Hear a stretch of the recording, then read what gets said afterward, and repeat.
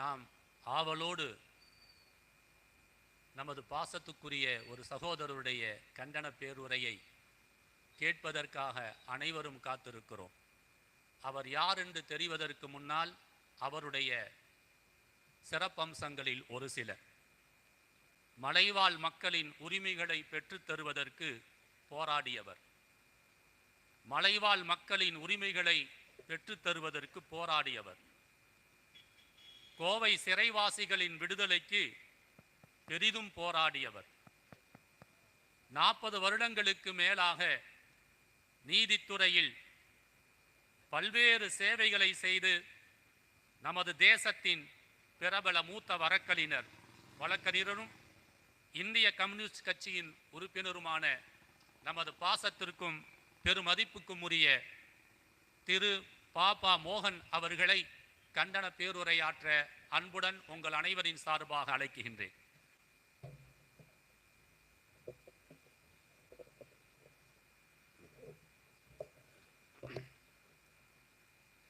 ஈரோட்டின் வரலாற்றில்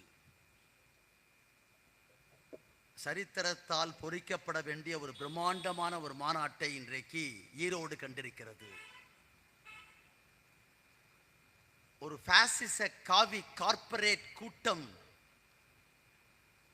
தேச விரோதிகளை கொண்டிருக்கிற கூட்டம், அது படிப்படியாக திட்டமிட்டு 100 ஆண்டுகளுக்கு முன்னால் நாக்பூரிலே கூடிய ராஷ்டிரிய சுயம்சேவக் சங்கத்துடைய மாநாட்டிலே அறிவித்திருக்கிற பிரகடனத்தை ஒரு 10 ஆண்டுகளுக்கு முன்பாக ஆட்சிக்கு வந்து படிப்படியாக அவர்கள் கை வைத்து இறுதியிலே தேன்கூட்டிலே கை வைத்திருக்கிறார்கள். அதுதான் வக்ஃபு திருத்த சட்டம் என்று சொல்லக்கூடிய வக்ஃபை ஒழிப்பேன் என்று நினைக்கிறார்.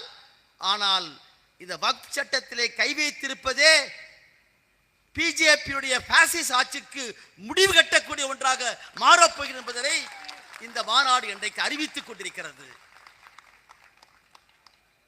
தமிழ்நாடு ஜமாத்துல் உல்மா சபையினுடைய இந்த மாவட்ட சார்பாக நடக்கக்கூடிய பிரம்மாண்டமான கூட்டத்தில் உலமாக்கள், மார்க்சிய பேரறிஞர்கள், மார்க்க பேரறிஞர்கள், அமைப்புகளை சார்ந்திருக்கிற பெரியவர்களை இங்கு அமர்ந்து அவர்கள் பேசியிருக்கிற கருத்துக்களிலும் கட்டுப்பாடோடு இங்கு அமர்ந்து கொண்ட அந்த உரையை கேட்டுக் கொண்டிருக்கிற இதுதான் இந்தியாவை காப்பாற்றப் போகிற படை என்பதை உணர்த்தி கொண்டிருப்பது என்பதை நான் பதிவு செய்ய விரும்புகின்றேன். நான் இந்திய கம்யூனிஸ்ட் கட்சியை சார்ந்திருக்கிற வழக்கறிஞர் நான். ஆனால் நான் நேசிக்கிற, ஏற்றுக்கொண்டிருக்கிற, பின்பற்றுகிற அந்த பொது உடைமை இயக்கத்தோடு சேர்த்து சொல்லுவேன், இஸ்லாம் தான் இரண்டாவதாக நான் ஏற்றுக்கொண்டிருக்கிற ஒரு தத்துவம் என்பதை சொல்கிறேன். ரமலான் அந்த புனித மாதத்திலே 40 நாட்கள் 30 நாட்கள் உடல் வருத்தி உள்ளம் வருத்தி ஒழுக்கத்தை உலகத்துக்கு அறிவித்திருக்கிற அந்த நாட்களை கடந்து வந்திருக்கிற உங்களுக்கு 47 ஆகஸ்ட் 15ஆம் தேதி 47 நள்ளிரவில் சுதந்திரத்தை பெற்றோம். அதே நள்ளிரவில் தான் இந்த வக்ஃப் திருத்த சட்டத்தை 12 மணி நேர விவாதத்திற்கு பின்னாலே இன்றைக்கு அமலாக்கி இருக்கிறார்கள். ஏற்கனவே 370 ரத்து செய்யப்பட்டு விட்டது. குடியுரிமை திருத்த சட்டத்தின் மூலமாக இஸ்லாத்துக்கு எதிராக, இஸ்லாமிய மக்களுக்கு எதிராக ஒரு சட்ட திருத்தம் வந்துவிட்டது. முத்தலாக் என்று சொல்லக்கூடிய ஷரியத்திலே சொல்லப்படாத ஒன்றை கொண்டு வந்து சட்டம் என்ற பெயரிலே ஏற்றி விட்டார்கள். ஆகவே வக்ஃப் சட்ட திருத்தலையும் அவர்கள் வெற்றி பெறுவார்கள் என்று சொல்லி சில கனவு கொண்டிருக்கிறார்கள். எழுதி வைத்துக் கொள்ளுங்கள். எனக்கு முன்னாலே சொன்னதை போல் இந்த வக்ஃப் திருத்த சட்டம் 2025 என்பது அரசியல் சாசனத்துக்கு விரோதமானது. அரசியல் சாசனத்துக்கு விரோதமாக இருக்கக்கூடிய எந்த சட்டத்தையும் உச்ச நீதிமன்றம் அது ultra vires of the constitution முறையிலே அரசியல் சாசனத்தின் அடிப்படை உரிமைக்கு எதிரான முறையிலே அதை உடைத்தெறிய முடியும். ஆளுநர் ரவிக்கு கிடைத்திருக்கிற அதே உதை உச்ச நீதிமன்றத்திலே கொடுக்கப்படுவதற்கு மாறாகத்தான் பார்க்கிறோம். மேற்கு வங்கத்தை சார்ந்திருக்க மகு மைத்ரா அவர்கள், அவரும் ஆர் ராஜாவோடு இந்த ஜாயின்ட் பார்லிமெண்ட் கமிட்டியில் இருந்தக்கூடியவர் தான். அவர் தாக்கல் செய்திருக்கிற மனுவை நான் படித்து பார்த்தேன். அந்த மனு மிகுந்த முக்கியத்துவம் வாய்ந்தது. என்னென்னு கேட்டால், ஜாயின்ட் பார்லிமெண்டரி கமிட்டி செய்யக்கூடிய அந்த கூட்டு நிலைக்குழுவிலே, பாராளுமன்ற குழுவிலே விவாதம் நடந்திருக்கிறது. திமுக உறுப்பினர் ராஜா உட்பட பல பேர் அதில் பேசியிருக்கிறார்கள். அவர்கள் திருத்தத்தை கொடுத்திருக்கிறார்கள். ஆனால் அந்த திருத்தத்தை எல்லாம் பாராளுமன்ற அந்த குழு கண்டுகொள்ளாமல் அப்படியே எதையுமே விவாதித்த கருத்தை சொல்லாமல் வைத்து இன்றைக்கு திருத்தியிருக்கிறார்கள். அவர் போட்டிருக்கிறார், the bill that has been passed in the parliament, before which it was discussed in the joint parliamentary committee, the decision of the chairman is unilateral, arbitrary, against the fundamental rights of the Indian constitution என்று சொல்ற வார்த்தையை போட்டிருக்கிறார். அரசியல் சாசனத்துடைய அடிப்படை என்பது என்ன?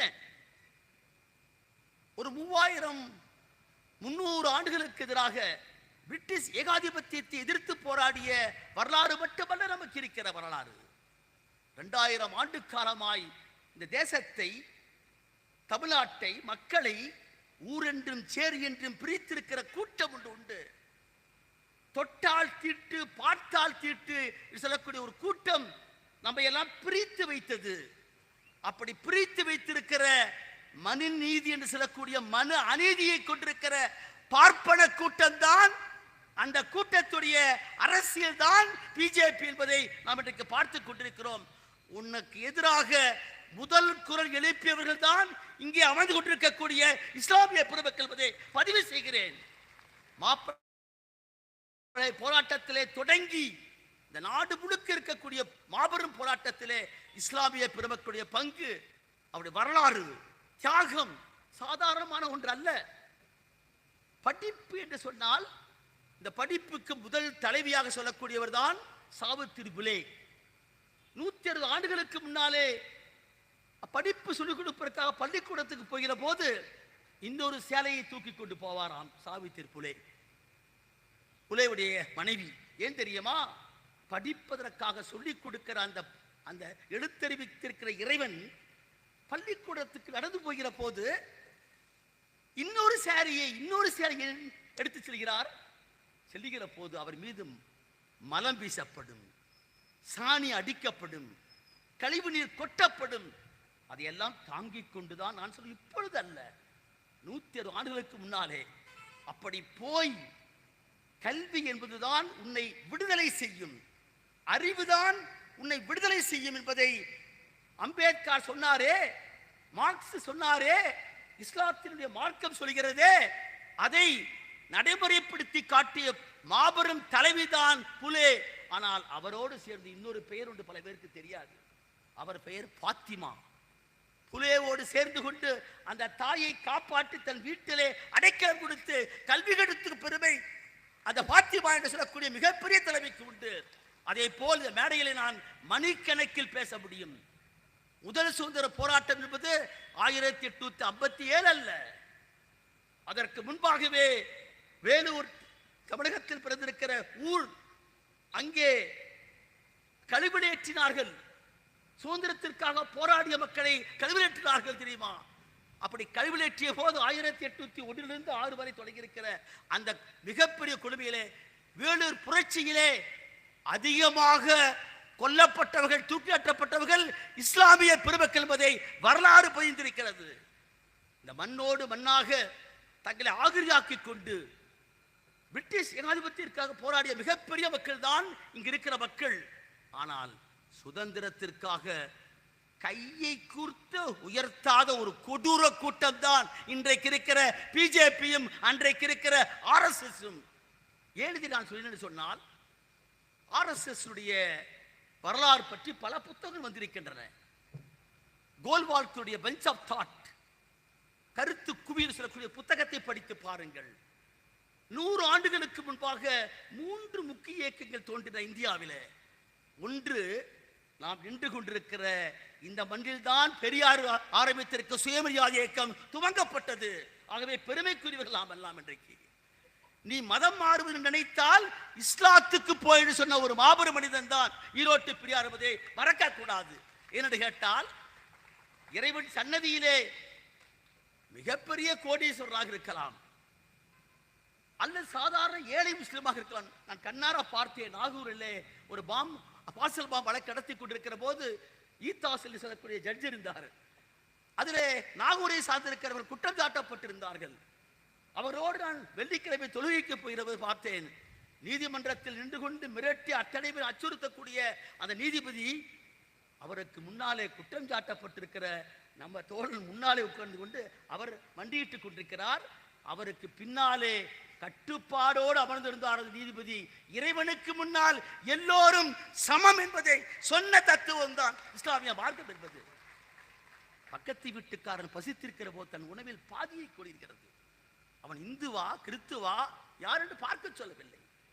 அனைவருக்கும் வயிற்றுக்கு சோட வேண்டும் வாழுபடுதல் என்று சொன்னான். அதுதான் இந்த ரமலான் மாதத்தில் காட்டிருக்கிற மிகப்பெரிய தத்துவம். இப்படிப்பட்ட வரலாற்றை கொண்டிருக்கிறவர்கள் இந்த பக்கம் இருக்கிற போது தூக்கு மேடைக்கும் துப்பாக்கி குண்டுக்கும் குண்டாந்தடிக்கு விளக்காகி இரத்த ஆறாக பெருக்கெடுத்து ஓடவிட்டிருக்கிற தியாகத்திலே புடப்போட்டு எடுக்கப்பட்டிருக்கிற 3 கொடிகள் தான் 45ஆம் ஆண்டு பம்பாயிலே கடற்படை எழுச்சியிலே யூனியன் ஜாக் கொடியை கிழித்து விட்டு அங்கு பறக்க விட்ட கொடிகளிலே ஒன்றுதான் பச்சை கொடியா இருக்கிற இஸ்லாமிய மக்கள் கொடி, செங்கொடி, அன்றைக்கு இருக்கிற சுதந்திர கொடி என்பதை நாடு மறக்காது. நான் இதெல்லாம் வைப்பதற்கு காரணம் 100 ஆண்டுகளுக்கு முன்னாலே கோல்வால்கரும் சாவர்கரும் சொல்லிவிட்ட செய்தியைத்தான் மிக திட்டமிட்டு படிப்படியாக இந்த தேசத்திலே வெறுப்பரசியலை ஊட்டி கொண்டு வந்து உச்சத்தில் உட்கார்ந்து விட்டான்.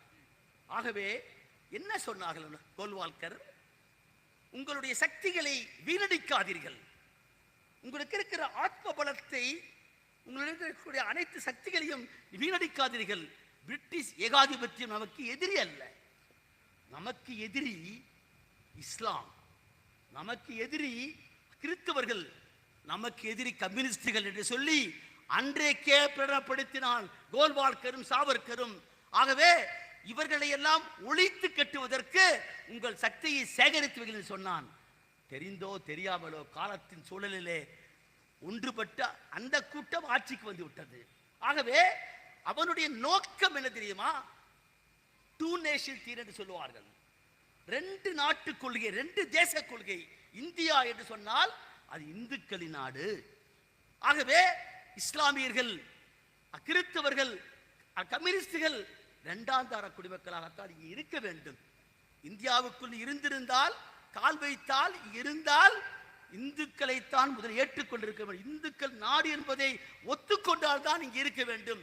ஆகவே அன்றைக்கு வைத்திருக்கிற இந்து ராஷ்டிரம் தான் 2014ஆம் ஆண்டு தேர்தலிலே மோடி இந்த தேசத்தினுடைய ஒரு முக்கியமான பிரதமராக இருக்கக்கூடியவர் பேசுகிறார் கான்பூரிலே. என்ன தெரியுமா? மக்களே விழித்துக் கொள்ளுங்கள், உங்களுடைய சொத்துக்களை எல்லாம் எடுத்துக்கொண்டு போய் முஸ்லிம்களுக்கு கொடுத்து விடுவார்கள், நீங்கள் காங்கிரசுக்கு வாக்களித்தால் என்று சொன்னான். யார்? மோடி. சொன்ன அன்றைக்கே அவரை சிறைப்படுத்தியிருக்க வேண்டும் இந்த நாட்டில் இருக்கிற சட்டங்கள். காரணம் ஆட்சி இருக்கிறவன். ஆகவே அவர் சொல்லிவிட்டு படிப்படியா செஞ்சு கொண்டாந்தான். இவைகளெல்லாம் பொறுத்து கொண்டிருக்கிறோம். ஷாஹின் பாகத்தில் நடந்திருக்கிற தியாகம் சாதாரணமா? அங்க இருக்கிற பெண்கள் ஒன்றுபட்டு நடத்தின போராட்டம் சாதாரணமா? வரலாறு படைத்திருக்கிற ஒன்று. கொரோனா வந்த காலத்தினால் அது தடை செய்யப்பட்டது. ஷாஹின் பாகத்திலேயே இந்த எழுச்சி டெல்லியில் மட்டுமல்ல கன்னியாகுமரி வரைக்கும் எழுந்தது என்பது உண்மை. ஆனால் அவன் நினைச்சிருக்கிறான் தனக்கு இருக்கிற பலபடத்தால் ஒடுக்கி விடலாம் என்று சொல்லி. இந்த சட்டத்தில் ஒரு சட்ட திருத்தம் வேண்டுமா? வேண்டும் செய்யணும். காலத்திற்கு ஏற்ப மாற்றம் வேண்டுமா? அப்படி அருமையாக சொன்னார். அன்றைக்கு சல்லுல்லாஹுடைய காலத்திலே துவங்கின உஸ்மான் கிணறு தானே முதல் கிணறு தானே உஸ்மான் கிணறு. நான் படித்த வரைக்கும் நீங்களாம் மார்க்க அறிஞர்கள், தப்பா சொன்னா திருத்தி என்ன திருத்திங்க முதல் வக்ஃப் என்று வந்தது. சுவையான குடிநீர் கிடைக்கவில்லை என்கிற போது பக்கத்தில் இருக்கிற இடத்தை கொண்டு வருவதற்காக அவர் நடத்துகிற அந்த பேச்சுவார்த்தை இருக்குது. நான்லாம் வழக்கறிஞர். இப்ப அவர் பேசுறார், பெண்களுடைய இதனுடைய ஆப்ஜெக்ட் என்ன? ஒவ்வொரு சட்டத்துக்கும் ஒரு முக்கியமான நோக்கம் இருக்கு. ஆப்ஜெக்ட் வார்த்தையை போட்டிருப்பாங்க, ஆப்ஜெக்ட் ஆஃப் த ஆக்ட் அப்படி போட்டிருப்பாங்க. எதுக்காக கொண்டு வர்றான்? கிரண் ராஜு சொல்றார், என்னன்னு இஸ்லாமிய பெண்கள் ஏழை பெண்களுடைய வாழ்க்கையிலே முன்னேற்றுவதற்காக செய்கிறாராம். சொந்த பொண்டாட்டியை வைத்து காப்பாற்றுவதற்கு யோகிதை இல்லாத மோடி இன்றைக்கு வந்து இஸ்லாமிய பெண்களை பார்த்தா, இஸ்லாமிய பெண்களுக்கு சொத்துரிமையிலே 56 நீ கொடுத்த ஜவஹர்லால் நேரு கொடுத்தாரு. 1989 தமிழ்நாடு கொடுத்தது. 2004 தான் அவன் சொத்துல பங்கு கொடுத்தது இந்தியாவில். இஸ்லாம் தான் பெண்களுக்கு சொத்தினை உண்டு என்று சொல்லி அறிவித்த பெருமை இஸ்லாமத்துக்கு உண்டு. சொத்தை பூரா கொடுக்குறாங்க. பல பேர் சொத்தை கொடுக்கூடாதுன்னு சொல்ல, அதுக்கெல்லாம் உள்ள போட்டு நீங்களாம் நிறைய படிச்சிருக்கீங்க. அதை நான் குண்டுபிடி வழக்குக்காக நான் கோவை சென்றிருந்த போது மதானிக்காகவும் அங்கு இருக்கக்கூடிய ஏழை முஸ்லிம்காக வாதாடுகிற போதுதான் அந்த மக்களோட மக்களாக வாழத் தொடங்கினேன். நான் 2000 தொடங்கி 2006 வரை அந்த 167 பேருக்காக வாதாடிய போதுதான் இஸ்லாத்தினுடைய உண்மையை உள்ளடக்கத்தை நான் அங்கே இருந்து கொண்டு பார்த்தேன், அனுபவித்தவன், தெரிந்து கொண்டவன் நான். அங்கே அந்த 1/3 மட்டும் கூட சொல்றார். என்ன அற்புதமான விஷயம். அப்படி ஷேர் பண்ற அந்த பிரிவினையிலேயே உயிரெழுதி வைப்பதா 1/3, மற்ற 2 வந்து அவங்களுக்கு நிச்சயமாக மற்ற போக வேண்டும் என்கிறார். முழு சொத்தையும் விதி வைக்காதுன்னு சொல்றாரு. இந்த வக்ஃபுடைய வரலாற்றை பற்றி நேரம் இல்லை ஐயாவுக்கெல்லாம் அற்புதமாக சொன்னார். அப்படி பேச வந்தாருங்க. அப்படியே படிக்கிற போது நான் ஒரு கம்யூனிஸ்டாக இந்த இடத்துல பேசுறேன். எப்படி நான் ஒரு கம்யூனிஸ்ட் வந்து இந்த இடம் உலமாக்கல் சபை எப்படி பேச முடியும் இப்படி வந்து வக்ஃபை பற்றி நான் சொல்லுகின்றேன். மார்க்சிசம் அதனுடைய அடிப்படை தத்துவமே உழைப்பு சுரண்டல். உழைக்கிற மேலே பிடித்து உழுகிற விவசாயி, தொழிற்சாலையில் உற்பத்தி பெருக்கி கொடுக்கிற தொழிலாளி, அவன் 8 மணி நேரம் வேலை செய்தால் 4 மணி நேரத்திலேயே என் உழைப்புக்கான கூலி வந்துடும். எனக்கு எப்பயுமே வந்துடும். மீதி 4 மணி நேர உழைப்பு என்பதுதான் உபரி உழைப்பாய் முதலாளிக்கு போகிறது. அந்த உபரி உழைப்பு தான் உபரி லாபமாய் அவருக்கு போகிறது. அது யாருக்கு சொந்தமானது? ரத்தத்தை விரிவாக்கி உழைக்கிறானே உழைப்பாளிக்கு சொந்தமானது. உன்னிடத்திலே எந்திரம் இருக்கிற காரணத்தினால், நீ முதலாளின்னு சொல்லுகிற காரணத்தினால் நீ இன்றைக்கு என் 4 மணி நேர உழைப்பை சுரண்டி வைத்திருக்கிறாய். அது சுரண்டல். அதுதான் லாபமாய் குவிக்கப்பட்ட மூலதனமாய் மாறுகிறது சொல்கிறார் காரல் மார்க்ஸ். அதைத்தான் நீ சமப்படுத்திக்கிறதா கேட்கறாங்க. இதை இவ்வளவு பெரிய மார்க்சிய தத்துவத்தை மார்க்ஸ் என்ற மாமனிதன் பிரஷ்ய நாட்டிலே பிறந்து ஜெர்மானிக்கு வந்து பல்கேரியாவுக்கு போய் பெல்ஜியத்திற்கு போய் கடைசியிலே லண்டன் மாநகரத்தின் கோலன்கோட்டில் இருந்து கொண்டு ஜென்னி மார்க்ஸை கைப்பிடித்து கரம் பிடித்து வறுமையில இருந்து எழுதிய புத்தகம் இருக்கிறதே, மூலதனத்தினுடைய உபரி உழைப்பு என்பதை இஸ்லாத்திலே நான் பார்த்தேன். நீ அதான் ஐயா சொன்னார், தன்னுடைய தான் பெற்றிருக்கிற செல்வத்தை, அந்த செல்வத்தை நீ எப்படி பெற்றிருந்தாலும் சரி, நீ பெற்றிருக்கிற செல்வம் உனக்கு தேவைக்கு மேல் இருக்கும் என்று சொன்னால் அதை இதர மனிதனுக்கு கொடுக்க. பக்கத்து வீட்டுக்காரன் பசித்திருக்கிற உணவு சொல்கிறோமே, என்னோட சகோதரன் இன்றைக்கு பாதிக்கப்பட்டிருக்கிற போது அந்த பாதிக்கப்பட்டவனுக்காக இறங்குவது, அவனுக்காக பரிதாபப்படுவது, அவனை ஏற்றுக்கொள்வது என்பதுதான் மனித சமூகத்தினுடைய அடிப்படை. மார்க்ஸ் சொன்னதை இஸ்லாம் நிறைவேற்றுவதுதான் வக்ஃப் என்ற இந்த இடத்தில் நான் பதிய வைக்க விரும்புகின்றேன். அந்த சொத்து மற்றவரெல்லாம் உழைத்து கொடுத்ததை எடுத்து அர்ப்பணிக்கிறார். டெடிகேஷன் வார்த்தை தான் பார்த்தேன். It's dedication, அர்ப்பணித்தல். அர்ப்பணித்தல் அந்த வார்த்தைக்கு தமிழ்நாட்டில் இந்தியாவில் எவ்வளவு பெரிய அர்த்தம் இருக்கிறது. இதுவரைக்கும் கபில் சிபில் பாராளுமன்றத்தில் பேசினார், அற்புதமாக பேசினார். இதே தமிழ்நாட்டில் இருக்கக்கூடிய வழக்கையும் கேரளத்தில் வழக்கையும் எடுத்துக்கொண்டு பாபர் மசூதியுடைய வழக்கிலே 1130வது பிரிவு பேராவில் இருக்கக்கூடிய வார்த்தை எடுத்து காமிச்சாமன். நீ உண்மையிலேயே இந்த இங்க இருக்கக்கூடிய ஆட்சியாளர்களுக்கு அறிவு இருந்தால், படிக்கிற அறிவு இருந்தால், இதையெல்லாம் பார்க்க முன்னாலே சொல்லிட்டாங்க. 91ஆம் ஆண்டு சட்டத்தை பற்றி சொல்லிட்டாங்க. போனாமே இது ஹிபா என்று சொல்லுவார்கள். இந்த இதுல ஹிபா என்று சொன்னால் செட்டில்மெண்ட் பண்றது, அன்பளிப்பு. நம்ம டிரான்ஸ்ஃபர் ஆஃப் ப்ராப்பர்ட்டி ஆக்ட்ல வந்து வருது வந்து என்ன, டிரான்ஸ்ஃபர் ஆஃப் ப்ராப்பர்ட்டி ஆக்ட்ல 122 செக்ஷன்ல வருது என்ன, செட்டில்மெண்ட் சொல்ற வருதம். செட்டில்மெண்ட் பொதுவாக இருக்கக்கூடிய டிரான்ஸ்ஃபர் ஆஃப் ப்ராப்பர்ட்டி ஆக்ட். சொத்தை 100 ரூபாய்க்கு மேல போச்சுன்னா செக்ஷன் 17 ஆஃப் ரெஜிஸ்ட்ரேஷன் ஆக்ட் பிரகாரம் பதிவு பண்ணணும். A property purported to be a value more than 100 rupees is compulsorily registered under section 17 என்பது Terms of Property Act. இஸ்லாத்திலே மட்டும்தான் வாய்மொழியாக சொன்னால் கூட அது செல்லும் என்று சொல்லக்கூடிய ஒன்று உண்டு. இப்போ வந்து என்ன சொல்கிறேன், இதில் சட்டத்தில் என்ன சொல்கிறேன், இன்னைக்கு 6 மாதத்துக்குள்ளே பண்ணுங்களாம். இப்போ வக்ஃப் யூசர்கிற வார்த்தை வருது, வக்ஃப் பயனாளிகள் அந்த வார்த்தையை தூக்கியாச்சு. இப்போ தூக்கியாச்சு. இதுக்கெல்லாம் அர்த்தம் உண்டு, தெரிஞ்சுக்குங்க. இதில் யார் வரப்போறா? பிஏபிஏவுக்கு என்னையா வேலை இதில் இது சொல்லிருக்காங்க. இதில் அன்லாஃபுல் ஆக்டிவிட்டிஸ் பிரிவென்ஷன் ஆக்ட் சொல்லக்கூடிய 67ஆம் ஆண்டு சட்டத்தை 2000 நாடிலே கொண்டு வந்து திருத்தி இன்றைக்கு நாடு முழுக்க இன்றைக்கு எத்தனையோ பேர் இஸ்லாமிய பெருமக்களை நாடி வைத்த காரணத்திற்காக, குல்லா போட்ட காரணத்திற்காக பயங்கரவாதிகள் சொல்லி உள்ள வைத்திருக்கிறாயே. கோயம்புத்தூர்ல மதரசாவில் வேத போதகர் கூட வச்சிருக்காங்க. வேத போதுகிறவர் மதரசாவில் 5000 ரூபாய் வந்து யாருக்கும் ஜக்காத் கொடுத்திருக்காரு. அவர் மத ஓதக்கூடியவனை கொண்டு வந்து யூஏபியில் வைக்கப்பட வேண்டியவன் யார் தெரியுமா? ஹச் ராஜா போன்றிருக்கிறவர்கள், அண்ணாமலை போன்றிருக்கிறவர்கள், பிஜேபி கூட்டத்தை சார்ந்தவன் தான் வைக்கணும். ஏன் தெரியுமா? நீதான் தேச துரோகி.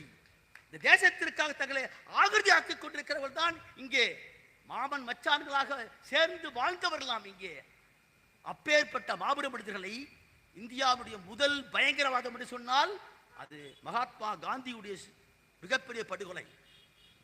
இஸ்மாயில் என்ற பெயரை போட்டுக்கொண்டு அவரை சுட்டு வீழ்த்தி விட்டு இதே அக்ரஹாரத்தில் நடத்துகிற அக்கிரமத்தை எல்லாம் எதிர்த்து என்ற பெருமை உண்டு. கம்யூனிஸ்ட் கட்சிகளுக்கு உண்டு, எனக்கு உண்டு. அது அடுத்த பெருமை உண்டு. மகாத்மா காந்தி உலகமே போற்றி இருக்கிற மனிதன் வெட்டன் ரசல் சொன்னான், மிகப்பெரிய அறிஞன் சொன்னான். இப்படிப்பட்ட ஒரு மனிதன் ரத்தமும் சதையுமாய் இந்த மண்ணிலே உழவுவான் என்பதை அடுத்த தலைமுறை நம்ப மறுக்கும் என்று சொன்னான். அப்பேற்பட்ட உலகமே போற்றக்கூடிய மாபெரும் மனிதனை குப்பிய கரத்துக்குள்ளும் கொடும் வாழடுங்க என்று சொல்லி கும்பிட்டு அவரை குட்டு சுட்டுக் கொன்றானே கோட்சே. அந்த கோட்சேவுடைய வாரிசுகள் தான் இந்த சட்டத்தை கொண்டு வந்திருக்க திருத்தப்படுத்தவர்கள். ஆகவே முதல் பயங்கரவாதி யாருன்னு கேட்டால் ஆர்எஸ்எஸ். இந்த தேசத்திலே 3 முறை தடை செய்யப்பட்ட இயக்கம் யாருன்னு கேட்டால் ஆர்எஸ்எஸ். அந்த ஆர்எஸ்எஸ் தான் இதற்கு பின்னணியாக இருந்து கொண்டு இஸ்லாமிய மக்களுடைய கடைசியத்தை கை வைக்கிறாங்க. ஏன் தெரியுமா? எனக்கு முன்ன சொன்னாங்க, அருமையாக சொன்னார்கள். அதில் இருக்கிற 9 லட்சத்து ஏக்கரா இருக்குது, 1,25,000 கோடி இருக்கு, எல்லாம் பேசிட்டாங்க நிறைய. அதுக்குள்ள நான் போக விரும்பல. 6 மாநிலங்கள் வெஸ்ட் பெங்கால் உட்பட இந்த மாநிலங்களில் தான் கால் ஊன்ற முடியவில்லை. அமித்ஷா ஆட்டம் போடலாம், அவர் கைகோர்க்கலாம், ஆனால் தமிழ்நாட்டிலே, கேரளாவிலே, தெலுங்கானாவிலே, மேற்கு வங்கத்திலே உன்னால் கால் வைக்க முடியாது என்பதை நிரூபித்துக் கொண்டிருக்கிற காலம் இதுதான். ஆகவேதான் மு.க. ஸ்டாலின் இந்த இடத்துல நம்ம எல்லாம் சேர்ந்து பாராட்டலமே. 100க்கு 100 சரி. நாங்கள் மு.க. ஸ்டாலினுக்காகவும் திமுகவுக்கு போட்டிருக்கிற தீர்மானத்திற்காகவும் தலை வணங்குகிறோம். காரணம், உங்களை நாங்கள் கைவிட மாட்டோம் என்று சொன்னார்களே, அதிலே ஆத்மா அடங்கியிருக்கிறது. தமிழ்நாடு வெல்லும். பாரதி சொன்னான், தமிழ் வெல்லும். உலகத்திற்கே வழிகாட்டிய தமிழ். வாழ்க்கையை, வீரத்தை, காதலை, வரலாற்றை உலகத்துக்கு போதித்தவள் தமிழன். தமிழன் உலகை ஆழ்வாளர் சொன்னான். அதே போல் தமிழகம் வழிகாட்டி இருக்கிறது. நீ இஸ்லாமிய பெருமக்களுடைய இந்த அற்புதமான மக்களுக்கான ஒன்றை தடுத்தால் நீ தேன்கூட்டுக்குள்ளே கை வைத்திருக்கிறாய். பிஜேபிக்கு அழிவு காலம் துவங்கிவிட்டது என்பதை இது பறைசாற்றும். ஆகவேதான் கண்ணு கெட்டிய தூரம் வரை இங்கே கட்டுப்பாடோடு அமைந்திருக்கிறார்கள். மார்க்சிய பேரறிஞர்கள், மார்க்க பேரறிஞர்கள், இஸ்லாமிய பெருமக்கள், உலமாக்கள் வந்து இங்கே நின்று பேச வேண்டிய அவசியம் என்ன? நான் கேட்டுக்கொள்கிறேன். இந்த சட்டத்தில் இருக்கக்கூடிய மிக முக்கியமான மொத்தம் சில பேர் 44 நினைக்கிறாங்க, 100க்கு மேல இருக்குது மொத்தம். அது திருத்தம், அமெண்ட்மெண்ட் அப்படிங்கிற பேர்ல 100க்கு மேல உண்டு. 40வது பிரிவு தான் மிக முக்கியமானது சொல்றாங்க எல்லாம். 40வது பிரிவு. ஆனா இதுவரைக்கும் வந்து வக்ஃப் யூசர் என்று சொல்லக்கூடிய வார்த்தை என்ன அர்த்தம்? வக்ஃப் சொத்துக்கள், வக்ஃப் யூசர். இன்றைக்கும் யாரோ கொடுத்திருக்கா தெரியாது, யாரோ கொடுத்து யாரு சொன்ன அருமையாக சொன்னார். அப்படியே இஸ்லாமிய பேரறிஞர்கள் பேசிய போது வக்ஃபுக்கு சொத்துக்களை கொடுத்தவர்கள் இஸ்லாமிய மக்கள் மட்டுமல்ல, இஸ்லாமியரோடு இந்துக்களும் கொடுத்திருக்கிறார்கள். அதுதான் சட்டம் இருக்குதா கிடையாது, அதெல்லாம் யூசர் தான். யூசர் லிமிட்டேஷன் ஆக்ட் என்பது இதுக்கு என்னைக்குமே பொருந்தாது. ஒரு சட்டத்தில் வந்து ஒரு இடத்த போய் நான் ஆக்கிரமிச்சு உட்கார்ந்து 12 years enjoying the property openly, continuously, uninterruptedly to the knowledge of the owner with animus possidendi ன்னு சொன்னா the wrong will become a right ன்னு சொல்லுவாங்க. அதுக்கு பேர் லிமிடேஷன் ஆக்ட். 12 ஆண்டு காலம் தொடர்ந்து அந்த சொத்துக்குரியவருக்கு தெரிய அறிய நான் 12 ஆண்டு காலம் அனுபவித்திருந்தால் அந்த சொத்து எனக்கு சொந்தமாக போயிடும். It's call adverse possession. அதான் இன்னைக்கு திட்டமிட்டே கொண்டு வந்து எத்தனையோ சொத்துக்களுக்கு ரெக்கார்டு இல்லை, ஆனால் அவங்க பயன்படுத்தி கொண்டிருக்கார்கள் புறாமே. அவைகள் பள்ளிக்கூடங்களாக அல்லது இங்கே இருக்கக்கூடிய இந்த பள்ளிக்கூடங்கள் திருச்சபைகளாக இங்கே இருக்கக்கூடிய மசூதிகளாக இருக்கிறது புறாமே. அந்த பை யூசர் வார்த்தையை தூக்கிட்டான், வக்ஃபுடைய மீனிங்கை மாத்துறான். சம்பந்தம் இல்லாம நான் கேட்குறேன், இந்துக்கள் வீட்டில் வந்து நீங்க கல்யாணம் பண்ணீங்கன்னா, வடநாட்டில் தமிழ்நாட்டில் சுயமரியாதை திருமணம் உண்டு, அண்ணா கொண்டு வந்தது. ஒரு ஆணும் பெண்ணும் வயது வந்தவர்கள் ஒன்று கூடி அவர் பேசி அறிவிக்கலாம். 7A அமெண்ட்மெண்ட்ல வந்தாச்சு. இன்னைக்கு வடநாட்டில் ஒன்றும் அப்படிலாம் இல்லை. எங்காவது ஒரு இந்து திருமணத்துக்குள்ளார போய் ஒரு இஸ்லாமிய பெரியவரை கொண்டு வந்து வேதவாதம் சொல்லுவீங்களா நீங்க? முடியுமா? சாத்தியமா அது? அப்படி இருக்கையில எப்படியா வந்து இஸ்லாமிய மக்கள் நீ இந்த சட்டத்தை பத்தி பேசுறது நினைச்சிருந்தீங்கன்னா எங்க உலமாக்களையும் மார்க்க அறிஞர்களை கூட்டி வச்சு நீ பேசுறதுக்கு முதல்ல. அப்படி பேசாததே இந்த சட்டம் தவறுதலாளர்களுக்கு அர்த்தம். அது அருமையா சொன்னாங்க. Article 14 of the Constitution, equality before law, equal protection of law. சட்டத்தின் முன் அனைவரும் சமம், சம வாய்ப்பு. No discrimination on the basis of caste, creed, sex, religion and place of birth என்று சொன்னார். சாதி, மதம், மொழி, பிறப்பு, பால் இவற்றின் பால் வேறுபாடு கிடையாது என்று சொல்லக்கூடிய சட்டம். 25, 26 மிக முக்கியமான ஒன்று. எந்த மதத்தையும் நான் பின்பற்றவும் அதை பிரச்சாரம் செய்யவும் நடைமுறைப்படுத்தி எனக்கு உரிமை உண்டு. To practise, propagate and follow சொல்லக்கூடிய அற்புதமான பிரிவு உண்டு இந்தியாவில் மட்டும்தான். அதுதான் அரசியல் சாசனம். ஆகவேதான் இந்த சபை இங்க இருக்கிற மக்கள் அறிவிக்கிறார்கள், அரசியலமைப்பு சட்டத்தை காக்கக்கூடிய படை இது. நீ பிஜேபி இது உடைக்கக்கூடிய படை. ஆகவே உடைக்கிற உன்னை உச்சநீதிமன்றத்திலே போராடி பார்ப்போம் என்று கேட்டால், Kesavananda Bharati versus state of Kerala என்று சொல்லக்கூடிய வழக்கிலே தான் 13 நீதிபதிகள் கொண்ட ஒரு குழு ஒரு தீர்ப்பை அறிவித்தார்கள். அரசியலமைப்பு சட்டத்திற்கு ஒரு பேசிக் ஸ்ட்ரக்சர் இருக்கிறது, ஒரு அடிப்படை கட்டமைப்பு இருக்கிறது. அந்த கட்டமைப்பை ஆர்டிகிள் 13, ஆர்டிகிள் 368, சரத்து 368 என்பது பாராளுமன்றத்திற்கு அரசியலமைப்பு சட்டத்தை திருத்துகிற அதிகாரம் உண்டு. 110 வந்தாச்சு பொத்தப்ப உண்டு.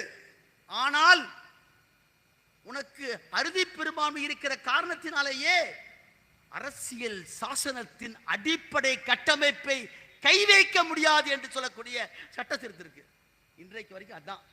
ஆளுநர் மேல குட்டி அடிச்சாங்களே, எதை வச்சு அடிச்சாரு? ஜஸ்டிஸ் மகாதேவன் சொன்னாரு, ஏன்னா மக்கள் தேர்ந்தெடுக்கக்கூடிய சட்டசபை தீர்மானம் போடுது, ஒரு பில்லை பாஸ் பண்ணுது, மக்களுக்கானது. நீ மேல வந்திருக்கிற ஒரு பிரதிநிதி, அவ்வளவுதான். நீ உனக்கு 300ல 200ல என்ன சொல்லுது அதான் உனக்கு உண்டு. இந்த கேபினெட் என்ன சொல்லி வழிகாட்டுகிறதோ அதைத்தான் பின்பற்ற வேண்டும். Bommai versus state of union of India வழக்கில தெளிவாக சொல்லுகிறான். ஆளுநர் உரிமை என்ன? The Council of Ministers will give advice to the governor. அது கொடுக்கிற அறிவுரையை படி நடக்க வேண்டும் தவிர நீ தூக்கி போட்டு உட்கார முடியாது. உட்கார்ந்தான் சுப்ரீம் கோர்ட் மண்டையில அடிச்சு RSS ரவியை மானங்கெட்ட ரவி இன்னைக்கு உட்காந்துக்கிறான். வந்து பிஜேபி கால RSS காரன் போறவங்க இருக்கிறான். அதே போலத்தான் சொல்றேன். பேசிக் ஸ்ட்ரக்சர் என்றால் என்ன? அது இந்தியாவுடைய சமய சார்பற்ற தன்மை. Secularism is a soul of the Indian constitution. இறையாண்மை, ரூல் ஆஃப் லா, சட்டத்தின் ஆட்சி, மாநிலங்களுடைய கூட்டாட்சி, கல்வி, இவையெல்லாம் அடிப்படை உரிமை, அடிப்படை கட்டமைப்பு. இந்த கட்டமைப்பை நீ கை வைப்பதற்கு எந்த தகுதியும் கிடையாது. ஆகவேதான் ஜக்பர் சொல்றாரு, நம்முடைய துணை ஜனாதிபதி சொல்றாரு, எப்பயுமே இதையே மாத்தணுங்கிறான். கிரண் ராஜு அறிக்கை விடுறாரு ஒரு வருஷத்துக்கு முன்னால, இந்த basic structure of the constitution தீர்ப்பையே மாற்றணுங்கிறாரு. நீ மாற்ற முனைந்தால் அறுதி பெரும்பான்மை இருந்தாலும் இந்த பிஜேபி ஆட்சி தூக்கி எறப்பட முடியும் என்பதை நிரூபித்து காட்டுவதற்கு வாய்ப்பாகத்தான் வந்திருக்கிறது. ஆகவேதான் நாடு முழுக்க மக்கள் கிளர்ந்து போராடி கொண்டிருக்கிறார்கள். பாராளுமன்றத்தினுடைய அதற்கு எதிராக இன்றைக்கு சுப்ரீம் கோர்ட்ல போட்டிருக்கிற வழக்கில் எல்லா கட்சியும் வந்துட்டு இருக்கான். பேரறிஞர் பெருமக்கள் எல்லாம் நான் அப்படியே பார்க்குறேன், கேட்குறேன், பல பேர்த்துடைய அறிஞர்களை கேட்குற போது அப்படியே நமக்கே இதாக இருக்குது. இது ஒரு வகையிலே நம்மை புறமைப்பதற்கும் வழக்கு தான். ஐவகை தொழுகை நமக்கு ஜக்காத்து உண்டு, வாழ்க்கையில் ஐவகை கட்டுப்பாடெல்லாம் உண்டு. ஆனால் அதோடு சேர்த்து அருமையாக சொன்னாங்க, நாம் கூட்டம் கூடி கலைகிற வெறும் கூட்டம் அல்ல, இது அப்பாவிகள் கூடாரம் அல்ல, சிப்பாய்களுடைய படை என்பதை நிரூபித்து காட்ட வேண்டும். இன்னைக்கு அதனை இன்றைக்கு இந்த மக்களுக்கு உண்டு என்று சொன்னால் இந்தியா நாடு என்பது இருக்குமா? அதுக்கு உடனே பிரிவினை பேச போவேன், நாளைக்கு போட்டாலும் போடுவேன், எனக்கு ஒன்றும் கவலை இல்லை. ஏன் தெரியுமா? நான் அதை மட்டும் சொல்லி முடிக்க ஆசைப்படுகின்றேன். யார் யா தேச துரோகி? தேச துரோகி என்பவன் யார் என்பதை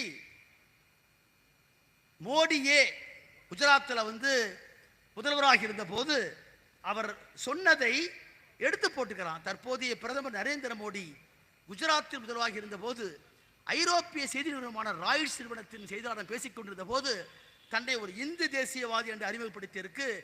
இந்த கருத்தியல் பின்னணியில் தான் காரணமாக இருந்திருக்கும். Interview with BJP leader Narendra Modi by Reuters of July 12, 2013 blogs reuters.com என்பதில் தன்னை இந்திய தேசியவாதி அல்ல, நான் இந்து தேசியவாதி என்று ஒப்புக்கொண்டிருக்கிறவன் எப்படி நாட்டுடைய பிரதமராக இருக்க முடியும்? ஆகவே நீ கை வைத்திருப்பது இஸ்லாமிய மக்கள் மீது அல்ல, இந்த தேசத்தின் இறையாண்மை மீது, இந்த தேசத்தின் அரசியல் சாசனத்தின் மீது கை வைத்திருக்கிறாய். ஆகவே மோடியும் அமித்ஷாவும் தேச விரோதிகள் என்று அறிவிக்கப்பட்டு காரக்கரகத்தில் அடைக்கப்படக்கூடிய நாள் தொலைவிலே கிடையாது. என்று கேட்டால் அறம் வெல்லும். அறம் என்பது உலகத்திலேயே இந்து நம்முடைய தமிழ் மொழிக்கு மட்டும்தான் இல்லறத்தை கூட அறம் என்று சொல்கிறோம். அறம் அன்பும் அறமும் உடைத்தாயின் இல்வாழ்க்கை பண்பும் பயணம் என்று சொல்கிறான். அறநப்பட்டதை இல்வாழ்க்கை என்கிறான். அந்த அறத்தை மார்க்கமாக கொண்டிருக்கிற இவர்கள் மீது கை வைத்தால் கறி வைத்ததற்காக அகலக்கை கொள்றாயே. அப்புறமேல் போய் சோதனை பண்ணி பார்த்தா டிஎன்ஏ இது ஃபரன்சிக் அனுப்பி பார்க்குறாங்க. அவர் வைத்து இந்த மாட்டுக்கறி இல்லை ஆட்டுக்கறி, அது கூட தெரியாமல் கறி வைத்திற்காக அடித்துக் கொன்றாய். ஜெய் ஸ்ரீராம் பேரில் எத்தனை பேர்களை பெண்களை அங்கே அடித்துக் கொன்றாய்.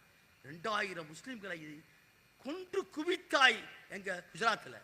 சாதாரணமா ஒரு பெண் பைக்கில் போயிட்டு இருக்கிறான். அப்படியே நான் சொல்லல, இதெல்லாம் ரெக்கார்டிக்கலாக இருக்குது. விஆர் கிருஷ்ணயர் தலைமையில் கன்சர்ன்டு சிட்டிசன்ஸ் ஆஃப் இந்தியான்னு சொல்லக்கூடிய ஒரு குழு போய் ஆய்வு பண்ணுது. இஸ்லாமிய இளைஞனை காதலித்து ஒரு இந்து பெண் தன்னை மதமாற்றிக் கொண்டு திருமணம் செய்து கொண்டாள். அவருடைய ரெக்கார்டு எடுத்து வச்சுட்டு அப்படியே ஓட்டர் லிஸ்ட் எடுத்து வச்சுட்டு பைக்கில் போறாங்க 2 பேரும். அந்த பெண் 8 மாத கர்ப்பிணி. அப்படியே அந்த 2 பேர் நிறுத்த வைத்து ரேஷன் கார்டு அந்த ஓட்டர் லிஸ்ட்ல பார்த்து, இந்துவாக இருந்து நீ இஸ்லாமியா மாறி கைப்பிடித்திருக்கிற காரணத்தினால் அந்த பெண்ணை கொன்றால் கூட கவலையில் தொடங்குற ஒரு வெறுப்புல பண்றேன்னு சொல்லலாம்.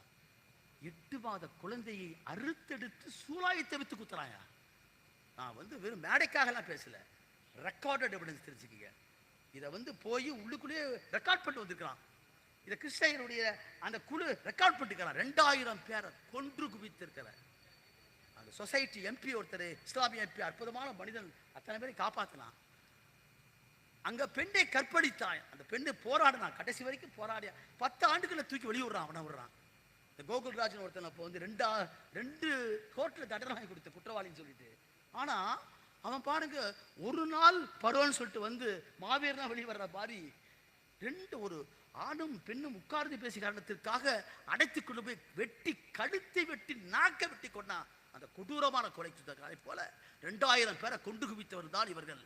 இப்போ ஏதோ சொல்ற மாதிரி ஆடு அழுகிறது என்பதற்காக ஓனாய் கண்ணீர் வடிச்ச மாதிரி இஸ்லாமிய பெண்களுக்காக இவர் கண்ணீர் வடிக்கிறாராம். எனக்கு கண்ணீர் வடிக்கிறாராம். அது நீ சில பேரை வச்சிருக்கிற, இப்ராஹிம் மாதிரி ஆளை வச்சிருக்கிற, அவன் மாதிரி ஆளை கொண்டு முத்தவழியா போடுவேன். நீ 11 பேர்ல 2 பேர் வெளியால் இந்து இஸ்லாமிய அல்லாதவர் மட்டுமல்ல, எம்எல்ஏக்கள், எம்பிக்கள் இதெல்லாம் யாரா இருக்கு? முஸ்லீமில் வாட்டி எடுத்தாச்சு போறாங்க, எடுத்தாச்சு. டிஸ்ட்ரிக்ட் கலெக்டர் நான் கேட்குறேன், சட்டத்தினுடைய அடிப்படை தெரியுமா? Nobody can be judge for his own case. அதான் எப்பயுமே நான் செய்திருக்கிற குற்றத்தை செய்திருக்க போது நானே ஜட்ஜா இருக்க முடியாது. எப்படியா வக்ஃபு சொத்துக்கும் அரசு சொத்துக்கும் சண்டை இருக்கு. Dispute between the government and the Waqf property. அதுல கவர்மெண்ட் தான் பார்ட்டி. அங்க நீ எப்படி டிஸ்ட்ரிக்ட் கலெக்டர் பார்ட்டி ஆக முடியும், தலைவராக முடியும்? என்னையா ஒரு அக்கிரமா இருக்குது? இதெல்லாம் அரசியல் அடிப்படை சட்டத்துக்கே முரணானது. இதில் இருக்கக்கூடிய திருத்தங்களை பேசுவோம் என்று சொன்னால் நேரம் பத்தாது. ஆனால் அடிப்படை மட்டும் புரிந்து கொள்ளுங்கள். இது பரவாயில்ல, யூடியூப்ல பல மார்க்சிய நம்முடைய மார்க்க பேரினுடைய அற்புதமான பேச்சு கேட்க கேட்க அற்புதமா இருக்கு தோழர்கள்லாம். அதை நீங்கள் பரப்புகள். இங்கே ஒரு கருத்து பௌதிக சக்தியாக மாற வேண்டும். லெனின் என்ற மாபெரும் புரட்சியாளர் சொல்கின்றான், an idea will become a material force when it grips the minds of the people என்று சொல்கிறான். ஒரு கருத்து எப்ப பௌதிக மாறும்? மக்கள் மனதை கவ்வ வேண்டும். இந்த உண்மையை சொல்றோம். பொய்யை பரப்புவதே கோயஃபல்ஸ் கூட்டத்துக்கு வழக்கம். அந்த பொய் பேசுகிற கூட்டத்தை உண்மையை சொல்லி அறத்தை சொல்லி பிஜேபி கொண்டு வந்திருக்கிற பாசிச வக்ஃப் திருத்த சட்டத்தை ஒழிப்போம் என்று சொல்லக்கூடிய முழக்கம் இங்கு மட்டுமல்ல, நாடு முழுக்க வர வேண்டும். இது வக்ஃபை ஒழுங்குபடுத்துகிற சட்டம் அல்ல, வக்ஃபை கையகப்படுத்துகிற சட்டம். வக்ஃபை ஒழுங்குபடுத்துகிற ஒத்துக்குவேன். You can regulate, you got right to regulate the thing. 54 தான் பதிவு வருது. 1954 பதிவு செய்யப்படுகிறது. 1913 உண்டு, 23 உண்டு. பிரிவி கவுன்சில்ல 5 பேர் கொண்ட நீதிபதிகள் 4-4-1 என்ற ஜட்ஜ்மெண்ட்ல இதை ஏற்றுக்கிறார். Once waqf is always a waqf. அதான் சட்டம், அதான் சட்டத்தினுடைய அடிப்படை தீர்ப்பு. நீ திருப்பரங்குன்றத்தில் போய் பேசுறியே, அது இஸ்லாமிய பெருமக்களும் அவரும் சேர்ந்து இருந்ததுயா. 1921ஆம் ஆண்டு தீர்ப்பு கொடுத்து அந்த தீர்ப்புக்கு எதிராக பிரிவி கவுன்சிலுக்கு போய் தீர்ப்பளிச்சுக்கிறான். இஸ்லாமிய பெருமக்கள் வழிபாட்டு முறை பிரகாரம் அங்கே போய் வழக்கமாக அவருடைய கொண்டாடலாம். அதே மாதிரி இந்து மக்கள் கொண்டாடுவாங்க. ரெண்டுக்கு சண்டையே கிடையாது. ராஜா உட்கார்ந்து சொல்றான், என்னன்னு சொல்றான், இந்த திருப்பரங்குன்றம் அயோத்தியாக மாறும் என்கிறான். அயோத்தியா மாறுமா? நீ மாற்ற பார்க்கிற. ஏற்கனவே பாபர் மசீது தீர்ப்புல தெளிவா சொல்லிருக்கிற 1130 பேராவில் இது ஒன்றுதான் விதிவிலக்கு. எக்காரணத்தை கொண்டும் இன்னி இருக்கக்கூடிய எந்த வழிபாட்டு தளத்திலேயும் இவர் கை வைக்கக்கூடாதுன்னு சொல்லக்கூடிய தீர்ப்பு இருக்கிறது. அது எங்க போ? 1991 சட்டம் இருக்கிறது. இவை எல்லாம் தூக்கி போட்டு விட்டு அரசியல் சாசனத்தை காலிலே போட்டு மிதிக்க பார்க்கிறான். வரலாறு ஜெர்மானிய யூதர்களை மட்டும்தான் பாசிசம் கொன்றது. பாசிஸ்ட் ஹிட்லர் அந்த மிகப்பெரிய கான்சன்ட்ரேஷன் கேம்ப்ல விஷக்கவே எடுத்து வைத்தான், லட்சக்கணக்கான பேர் கொண்டு வைத்தான். ஆனால் ஜெர்மானிய பாசிசத்தை காட்டிலும் கார்ப்பரேட் காவி பாசிசம், RSS சங் பரிவார் பிஜேபி பாசிசம் கொடுமையானது. கேட்டால் உன் வீட்டுக்குள்ளே பூந்து போய் நீ சாப்பிடுகிற உணவை பார்க்கிறான். நான் போட்டிருக்கிற உடையை நீ தீர்மானிக்கிறாய். இது ஜெர்மானிய பாசிசத்தை காட்டிலும் கொடியது. ஆகவே இந்த பாசிஸ்டுகளுக்கு எதிராக எல்லோரையும் திரட்ட வேண்டிய பணி நமக்கு உண்டு. அந்த பணியிலே எங்களை போன்றிருக்கிற வழக்கறிஞர்கள், இயக்கத்தை சார்ந்திருக்கிறவர்கள் உங்களோடு நாங்கள் நிற்போம். உண்மை வெல்லும், அறம் வெல்லும் என்று சொல்லிக்கொண்டு இந்த சட்டம் உடைக்கப்படும், மீண்டும் திருத்தப்படும் என்று சொல்லிக்கொண்டு நன்றி கூறி அமைக்கின்றேன்.